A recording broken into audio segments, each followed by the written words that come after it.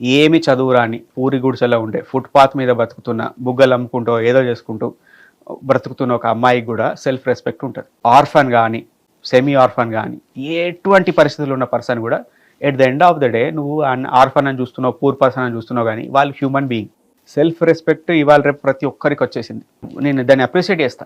నువ్వు తప్పు ఒక మాట అంటే వాళ్ళు పడరు, అనవసరంగా మాట అంటే పడరు. నువ్వు అనుకుంటావు ఏదైనా మాట్లాడచ్చు, ఏదైనా చేయొచ్చు, కుదరదు అట్లా. సో ఒక 10 days అయ్యేదాకా వాళ్ళు అదే మోడ్లో ఉంటారు. పెళ్ళి అయ్యాక 10 days అయ్యేదాకా అరే పూరు ఆర్ఫన్ ఆ మోడ్లో ఉంటారు. 10 days అయినాక they will come to ownership వస్తుంది కదా. అరే ఇప్పుడు నా ఇంటి పేరు ఇప్పుడు గరిగ సంధ్య లేకుంటే గరిగ విజయ అవుతుంది. అరే నా ఈ ప్రాపర్టీ కూడా నాదే, ఇట్లా నా హస్బెండ్ సొసైటీలోకి ఇట్లా రెస్పెక్ట్ ఉంది, ఇది ఉంది, అది ఉంది, అన్నీ వస్తాయి.